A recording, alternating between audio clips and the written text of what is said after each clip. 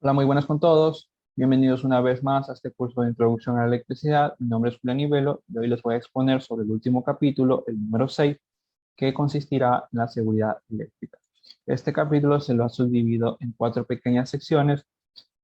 Como primer punto les voy a hablar sobre la protección de la varilla de cobre. Segundo, les hablaré por qué la puesta a tierra. Tercero, disjunktores. Y por último, las normas para trabajar en un circuito eléctrico. Entonces, como primer punto tenemos la protección de la varilla de cobre. Aquí básicamente se les va a dar a conocer a qué nos referimos con varilla de cobre o varilla de puesta a tierra. Esta imagen que tenemos en pantalla es muy interesante ya que podemos ver dos tipos de toma corriente, uno con dos entradas y otro con tres entradas. El de dos entradas se lo conoce como toma sin puesta a tierra y el de tres entradas se lo conoce como toma con puesta a tierra. La diferencia es, como vemos, que la de dos entradas no tiene la entrada de puesta a tierra, que el segundo sí. Y la entrada de puesta a tierra viene a ser este pequeño orificio que se encuentra casi en la mitad del orificio de fase y de neutro. Ahora bien, pasando al concepto, podemos definir a la conexión de puesta a tierra como la conexión eléctrica directa de todas las partes metálicas de una instalación. Por partes metálicas nos referimos al chasis de los equipos. En una casa podemos tener muchos electrodomésticos, televisores, computadoras, neveras, refrigeradoras, lavadoras. Cada una de esas tiene un chasis. Ya puede ser de gran masa, como una lavadora, como una nevera, o de pequeña masa, como un televisor o una computadora. Sin embargo, todos tienen un chasis. Y este chasis se ve reflejado en el cable que conecta al toma corriente, ya que estos cables comúnmente vienen con tres salidas, dos para la fase del neutro y una para la puesta a tierra. Entonces el toma corriente, como vemos aquí, debe de ser de tres entradas, una que es fase, neutro, importante la puesta a tierra. ¿Por qué? Ya lo veremos, ya lo voy a explicar continuando con el documento.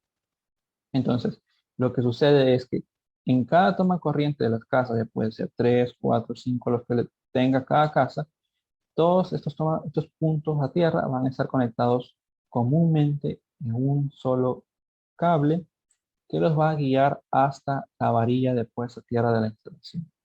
Por eso nos referimos que la conexión es directa de todas las partes metálicas. Entonces todos los equipos van a estar protegidos por la conexión de puesta a tierra de la casa. Ahora, como segundo punto, tenemos el porqué de la puesta a tierra. Es una pregunta que nos hacemos, ya que a veces muchas instalaciones antiguamente no tenían la puesta a tierra y porque no le tomaban importancia, pero ahora la pregunta es ¿por qué necesitamos esta puesta a tierra? Entonces, aquí tenemos tres puntos muy importantes del por qué vamos a necesitar una puesta a tierra. Como primer punto, tenemos conducir a tierra todas las corrientes anormales que se originan como consecuencia de la carcasa de los equipos eléctricos energizados. Segundo, evitar que aparezcan tensiones peligrosas para la vida humana en la carcasa metálica de los equipos eléctricos.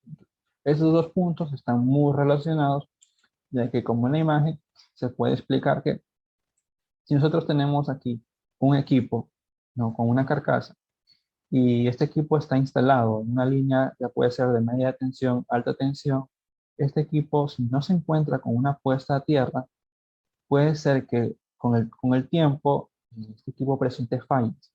Estas fallas pueden inducir corrientes al chasis, o un cable peladito puede topar con el chasis y puede enviar una corriente al chasis.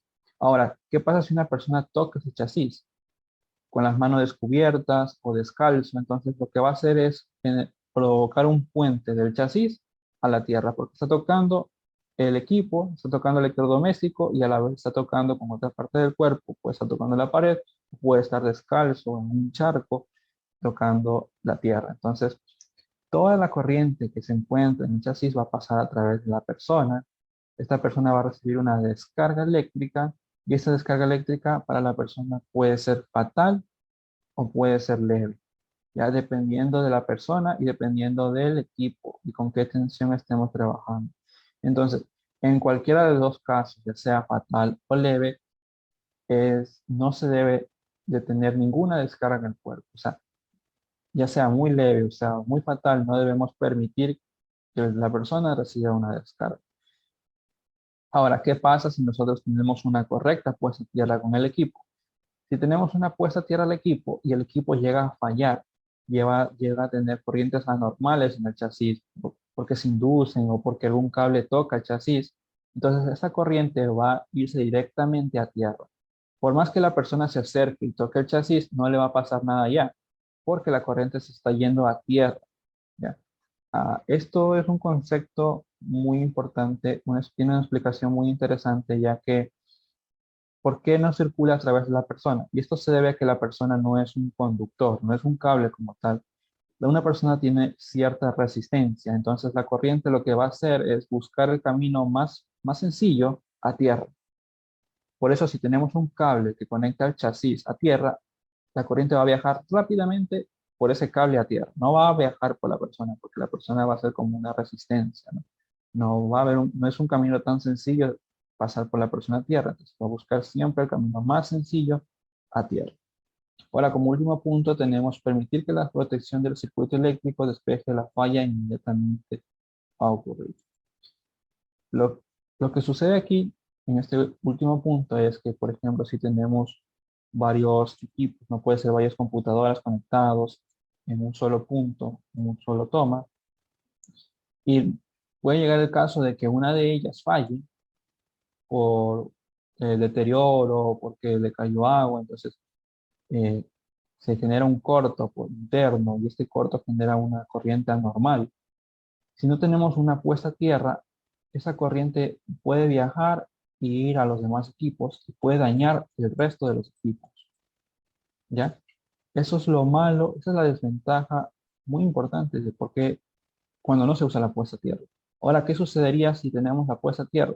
Si tenemos la puesta a tierra y un equipo de estos falla, entonces solo el equipo que falla se daña. El resto de los equipos permanece intacto. Otro caso también se daría cuando tenemos una descarga eléctrica ambiental, un rayo. Entonces esa corriente viaja por los conductores y si no tenemos puesta a tierra, esa corriente se descarga en los equipos, en los electrodomésticos y se daña. Por eso es que tenemos apagones, etcétera. Entonces, ahora, si tenemos una correcta puesta a tierra, esa corriente proveniente de un rayo viaja a través de los conductores y se aterriza a la tierra, dejando a los electrodomésticos intactos. Bien, ahora, aquí les voy a explicar tres casos que se darían si nosotros no tenemos una correcta puesta a tierra y cómo afectaría esto a las personas, ¿no? Como primer caso tenemos contacto directo. A contacto directo nos referimos cuando una parte desprotegida del cuerpo humano hace contacto limpio con una pieza desprovista de aislamiento o con una parte de un conductor activo, es decir, que está energizado, en tanto que otra parte del cuerpo está en contacto con otro punto de menor potencial, es decir, la tierra. En la tierra pues, nos referimos al suelo, a la pared incluso. Entonces, a contacto directo nos referimos cuando el cable, ya puede ser de una plancha, de una licuadora, cuando este cable de tantos años se ha deteriorado, entonces vemos que el cable se ha pelado y el conductor está expuesto. Entonces, si la persona por algún error llega a tocar con la mano, con el pie, este cable expuesto, va a recibir una descarga bastante fuerte. Y es muy peligrosa incluso para personas que tienen problemas cardíacos y peor aún, si utilizan marcapasos. Entonces es importante, por eso es importante el uso de la puesta a tierra. Ahora, como segundo caso tenemos el contacto indirecto. Y esto ocurre cuando una parte del cuerpo humano con la masa de una máquina, artefacto o instalación eléctrica que se ha electrizado debido a la falla interna del aislamiento, mientras que otra parte del cuerpo está en contacto con un punto de menor potencial. Es decir, que nosotros no estamos tocando ningún cable pelado, ¿no? Sin embargo, vamos a tocar el chasis de una licuadora, o vamos a tocar el chasis de una lavadora, o vamos a tocar el chasis de una nevera, ¿no? Que puede ser la agarradera de la puerta, etcétera. Y nuestra instalación de nuestra casa no tiene una puesta a tierra. ¿Qué es lo que puede suceder? Es que ese chasis puede tener una corriente normal, y al tocarlo y estar descalzo o con la otra mano tocar la pared, recibimos una descarga eléctrica. Y esa descarga eléctrica nos va a generar un susto y en el peor de los casos algún, nos puede generar algún problema interno. Entonces, como último punto, tenemos la corriente de falla. ¿A qué nos referimos con esto? La corriente de falla, en vez de regresar a la fuente por el conductor mellizo, lo hará necesariamente por el suelo, para lo cual pasa por la falla hacia la masa y continúa por las partes más conductoras que están en contacto con ella hasta que llega a tierra. Esto quiere decir que cuando no tenemos una puesta a tierra y una nevera falla, o sea, tenemos corriente en la carcasa, fuera, ¿no? En la parte metálica de la nevera, llega una persona, toca la puerta, quiere abrir la nevera, va a recibir la corriente. Y esta corriente, ¿por qué la recibe la persona? La recibe porque la corriente busca el camino más fácil de llegar a tierra. Entonces, como no tenemos puesta a tierra, no hay un camino por donde llegar, va a usar a la persona. La corriente va a viajar a través de la persona hasta llegar al suelo, es como se ve en la imagen que tenemos en pantalla. Ahora, para continuar, como tercer punto, tenemos a los disyuntores o breakers.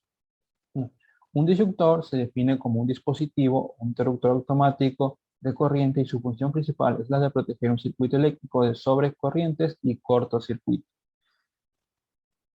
Para la correcta selección de un breaker se deberá como mínimo especificar los siguientes datos y criterios. Número de polos, ¿no? Por ejemplo, tenemos una casa que va a consumir, que tiene una cocina de inducción. Y esta cocina de inducción resulta que funciona con 220 voltios. Entonces ahí tenemos que usar un breaker de 2 polos para la línea de 220. Ahora también tenemos que considerar el voltaje de trabajo.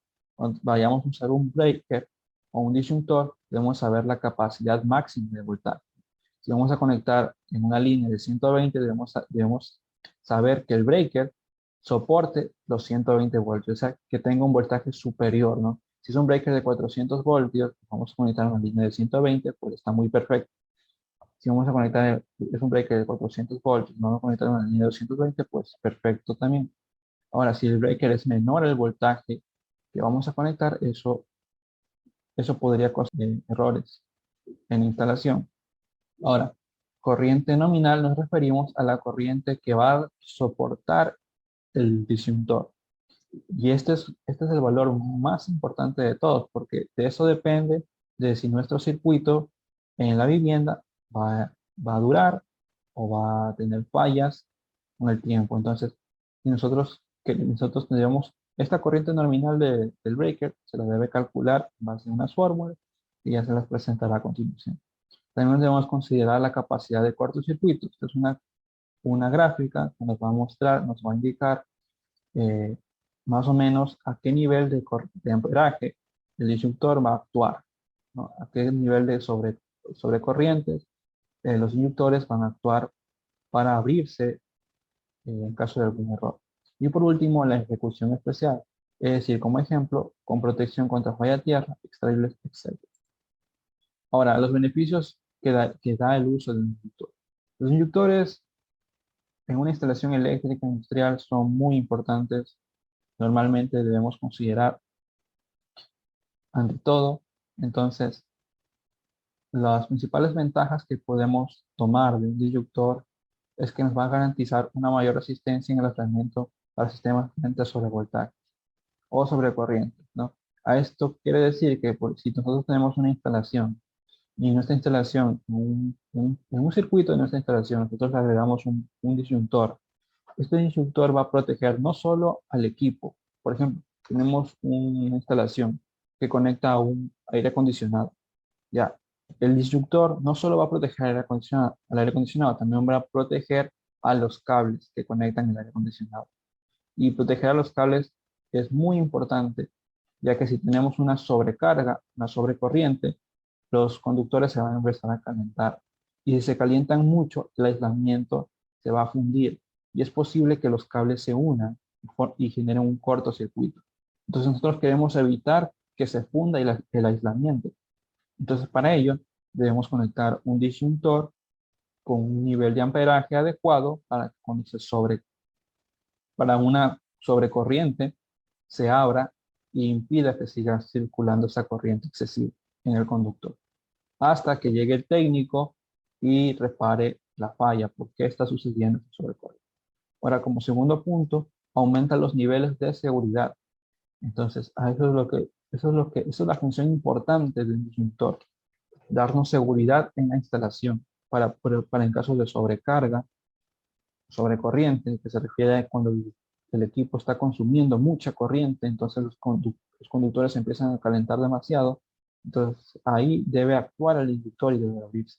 O cuando hay un cortocircuito, nosotros conectamos algo, una plancha, una licuadora, pero esa licuadora resulta que ya está viejita y los adentro se dañó y se pelaron los cables y se unieron, entonces a lo que conectamos, ¡pum!, explota. Entonces, ahí tenemos un cortocircuito. Y ante un cortocircuito también debe abrirse el inductor para que las corrientes no afecten a los demás equipos de la casa. ¿Ok? Ahora, como otro punto, tenemos los cálculos del inductor. Para saber qué inductor debemos usar, se lo debe calcular. Esto es importante. Aquí tenemos una gráfica de un panel, es una gráfica unifilar de un panel de breakers. Esta es una gráfica muy técnica. Cada una de estas ramificaciones representa un circuito. Por ejemplo, tenemos un circuito C1, que se refiere a un circuito 1, el alumbrado general, circuito 3 de una pequeña artefacto, circuito 5 de un lavadero, un circuito 7 de un microondas, y así con el resto. Entonces, cada uno de esos circuitos podemos ver que tiene un breaker, que se representa simbólicamente como una curva. Entonces, vemos que encima de la curva tenemos un valor de amperaje, 15 amperios, 20 amperios, 20 amperios, 15 amperios. Ahora, estos son breakers de 15 amperios o un breaker de 20 amperios. Ahora, ¿cómo sabemos que debemos usar uno de 15? ¿O cómo sabemos que debemos usar uno de 20 amperios? Eso se lo calcula. Aquí con la primera fórmula que corresponde al cálculo de la corriente nominal. Esta fórmula nos va a dar el valor de la corriente que consume el equipo. Por ejemplo, tenemos una ducha eléctrica y esta ducha eléctrica puede ser que consuma en 4.000 watts, 5.000 watts. Entonces aquí ponemos la potencia y lo dividimos para el voltaje de la línea que le vamos a conectar. Si es una ducha de 120 voltios, dividimos para 120. Si es una ducha de 240 voltios, lo dividimos para 240. Ahora aquí dice que esto se va multiplicado por un factor de potencia. Como estamos hablando de instalaciones a nivel residencial de hogares, el factor de potencia lo podemos considerar como 1. ¿Okay? Ahora, una vez que tenemos la corriente que consume el artefacto, debemos saber qué breaker usar para ese artefacto. Entonces, esa corriente del artefacto lo multiplicamos por un valor de 1.25. ¿Ya? Y esta es la corriente del disjuntor. Ahora, es importante que sepan que el valor que nos dé esta corriente no va a ser exacto al disjuntor. Es decir, por ejemplo, tenemos una corriente de disjuntor de 18.5 amperios. En el mercado no vamos a encontrar un breaker de 18.5 amperios. Entonces, nosotros tenemos que comprar un breaker que tenga un valor, un breaker comercial que tenga un valor cercano a la corriente que hemos calculado, ¿no? Por ejemplo, si es de 18.5 amperios nosotros calculamos, podemos usar un breaker de 20 amperios. Es un breaker que cumple con, ya que no estás muy alejado del valor que calculamos. Entonces eso se debe de considerar. Es muy importante usar el breaker que esté, el valor del breaker que esté muy próximo al valor que hemos calculado. Listo. Ahora, como cuarto y último punto, tenemos las normas para trabajar en un circuito eléctrico. En la imagen de aquí podemos ver las 5 reglas de oro para trabajar sin tensión. Estas son reglas muy básicas, pero de gran importancia. Entonces, como primer regla tenemos desconectar. ¿A esto qué se refiere? Cuando vamos a realizar una instalación eléctrica o cuando vamos a hacer el mantenimiento de una instalación eléctrica, incluso cuando vamos a reparar un dispositivo electrónico, debemos de asegurarnos que estos estén desconectados, de la cometida o que esté desenchufado. Entonces es importante verificar que no tengamos que los breakers estén apagados. Ahora, como segundo punto tenemos prevenir cualquier posible realimentación. Sucede que en una instalación eléctrica o incluso en la industria, si nosotros vamos a hacer una instalación o un mantenimiento en los cables, en algún circuito, y nosotros bajamos los breakers, nos desconectamos de la alimentación los circuitos, puede llegar el caso de que llegue otra persona y accidentalmente suba los breakers, conecte los breakers. Entonces nosotros mientras estamos haciendo la instalación no queremos que nos llegue un voltaje, una corriente muy elevada. Por eso nosotros debemos Una vez que nosotros apagamos los breakers, cerramos la caja de breakers y debemos ponerle seguridad, ponerle un candado, ponerle una señalización de que los breakers están apagados o se está realizando mantenimiento. Ahora, como tercer punto, tenemos verificar la ausencia de tensión. Ya que desconectemos los breakers, que desconectemos la cometida, no nos asegura que nuestro circuito está desnetizado. Para ello, antes de meterle mano, debemos comprobar con un tester, con un multímetro, debemos comprobar con un amperímetro de gancho, debemos comprobar si tenemos corriente o voltaje en el circuito. Como cuarto punto, tenemos poner a tierra en cortocircuito. Este punto es importante también, ya que como se viene diciendo, si nosotros tenemos un circuito, vamos a realizar un circuito o vamos a dar mantenimiento a un circuito, debemos comprobar siempre que este circuito tenga puesta a tierra, ya para prevenir cortocircuitos, para poder prevenir descargas en el cuerpo humano. Y también, si es que llegase a ver el caso de que no tiene puesta a tierra, entonces deberíamos agregarle la puesta, adicionarle una puesta a tierra al circuito. Y como último y quinto punto, tenemos proteger frente a elementos de tensión y señalizar la zona. Ahora, si nosotros estamos trabajando en voltajes de media tensión, alta tensión, que son voltajes bastante elevados, debemos procurar que la gente no esté merodeando alrededor nuestro, ¿no? Que no haya gente alrededor nuestro, porque puede ser peligroso para nosotros, para ellos.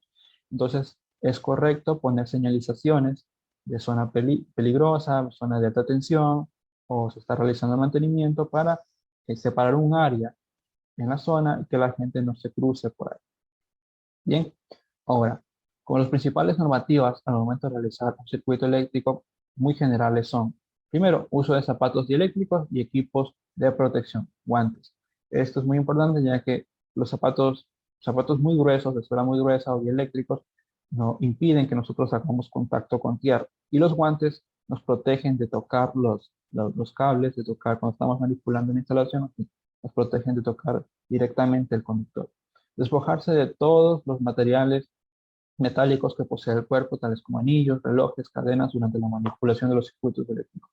Esto es también muy importante, ya que, por ejemplo, si nosotros estamos haciendo una instalación eléctrica en una zona muy incómoda y tenemos anillos o cadenas, puede suceder la situación de que la cadena se quede enganchada en el cable o el anillo se atraviesa en el cable. Y como el anillo y las cadenas son metálicas, son conductores y esto nos puede generar una gran descarga en el cuerpo humano e incluso tentar contra nuestras vidas. Ahora, como tercer punto, tenemos que trabajar en el circuito desenergizado en frío siempre que sea posible. Siempre que podamos, debemos desconectar el circuito de la cometida, desenchufar, desconectar los cables que provienen de los postes de luz de alta tensión, siempre que podamos. Ahora, como último punto, dice evitar trabajar en lugares con humedad, charcos de agua o material inflamable. Resulta que el agua y la electricidad no son muy buenos amigos. Entonces, por ello, si nosotros estamos trabajando en zonas muy húmedas, con paredes mojadas o charcos en el suelo, es importante que tengamos buena protección, guantes, zapatos muy gruesos, porque si nosotros llegamos a trabajar con zapatos malos y se llega a filtrar el agua en nuestros pies o llega a filtrarse agua en nuestras manos y hacemos contacto con la tierra, somos un fácil conductor para que la corriente atraviese por nuestro cuerpo y recibamos una gran descarga. Y también, como también otra parte dice que debemos evitar también materiales inflamables, ¿no? Y eso también es muy importante ya que, por ejemplo, en una instalación de un hogar, debemos verificar que no tengamos presencia de combustibles cercanos, porque la corriente, alguna chispa generada en la instalación podría llegar a tocar gases inflamables, incluso algún, algún contenedor con algún combustible, y eso podría generar una explosión o un incendio. Entonces, es importante verificar que el área esté seca y que no tengamos ningún material inflamable como combustibles. Esto es todo respecto al capítulo 6, seguridad industrial, el pequeño curso de introducción a la electricidad, y muchas gracias por su atención.